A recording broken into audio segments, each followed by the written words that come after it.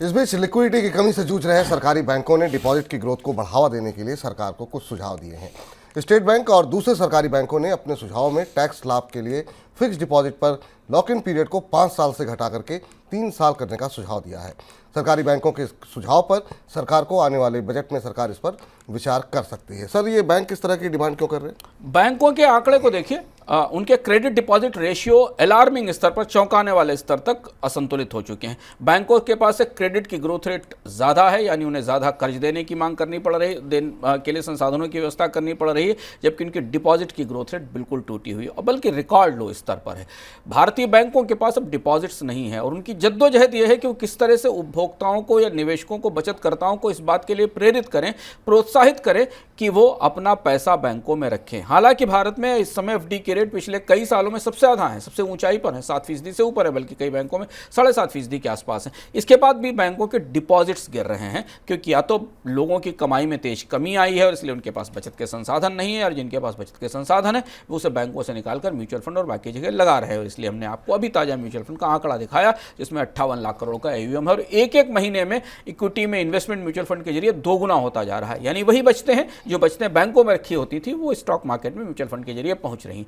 अब ऐसी स्थिति में बैंकों के पास और कोई दूसरा विकल्प नहीं है कि वो एफडी को और आकर्षक बनाएं, और इसलिए बैंकों की तरफ से सरकार से अनुरोध किया गया है कि 3 साल तक की एफडी को टैक्स फ्री किया जाए। भारत में एफडी में पर या बैंकों में जमा पर लगने वाले इंटरेस्ट पर टैक्स लगता है, जो कि एक बड़ा हिस्सा है भारत में टैक्सेशन का।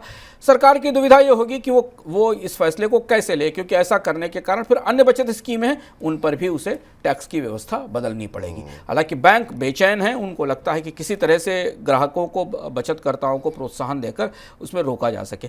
ये प्रस्ताव इस बात को भी स्वीकार करता है कि ऊंची ब्याज दरों के बावजूद, एफडी पर अच्छी और ऊंची ब्याज दरों के बावजूद ग्राहक अभी भी, अब बैंक निवेशक या बैंक बचतकर्ता अभी भी बैंकों में पैसा रखने को तैयार नहीं है। अब ऐसी स्थिति में बैंकों के सामने ये विकल्प रहेगा, अगर एफडी में बढ़ोतरी नहीं हुई, टर्म डिपॉजिट्स में बढ़ोतरी नहीं हुई, तो बैंकों के पास अब केवल यही विकल्प बचेगा कि वो महंगी कीमत पर बाजार से कर्ज लें, AT1 बॉन्ड्स जारी करें या फिर RBI से बारो करें। लिक्विडिटी का संकट बैंकों के लिए बड़ा संकट है इस समय। जी, इधर टेस्ला के CEO एलन मस्क ने कहा है कि आईफोन, आईपैड और मैक में अगर OpenAI के चैट GPT का इस्तेमाल होता है तो वो अपनी कंपनियों में इन उपकरणों के इस्तेमाल पर प्रतिबंध लगाएंगे।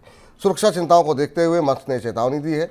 उनके बयान के बाद ये तमाम संकेत लगाए जा रहे हैं कि बहुत सारे कर्मचारी अब बहुत जल्द ऑफिस स्पेस में आईफोन, आईपैड और मैक का उपयोग नहीं कर पाएंगे। सर, ये पूरा मामला है क्या सर? दिलचस्प मामला है। OpenAI से मस्क का झगड़ा खासा पुराना है, क्योंकि OpenAI के संस्थापकों में मैक्स थे, उसके बाद उन्होंने मस्क थे, उसके बाद उन्होंने उसे छोड़ दिया था।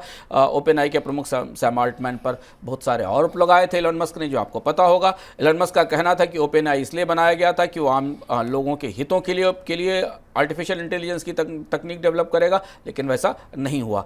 इधर एप्पल ने यह तैयारी की है कि वो अपने मोबाइल फ़ोन में जो उसका वॉइस एक्टिवेटेड सर्च प्लेटफॉर्म है, जिसको सीरी कहा जाता है, उसे चैट GPT के साथ जोड़ेगा। यानी जब आप उससे कोई कमांड देंगे तो चैट GPT का इस्तेमाल करके, OpenAI के प्लेटफॉर्म्स का इस्तेमाल करके आपको तमाम तरीके की सूचनाएं देगा। यानी यहाँ पहली बार मोबाइल कम्युनिकेशन में सीधे आर्टिफिशियल इंटेलिजेंस एक साथ होने जा रही है।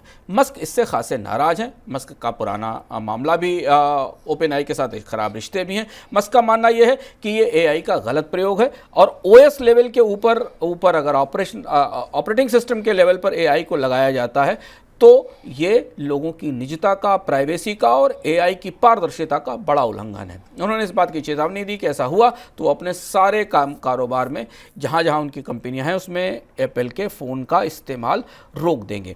मस्क, जैसा मैंने आपको बताया कि मस्क 2015 में OpenAI के फाउंडर थे, लेकिन उसके बाद उन्होंने उससे अपने को अलग कर लिया। अब मस्क अपनी कई अलग अलग कंपनियों में आर्टिफिशियल इंटेलिजेंस पर काम कर रहे हैं। ये झगड़ा खासा दिलचस्प है और इसका असर हमें अमेरिका के शेयर बाजार पर भी दिखाई दिया।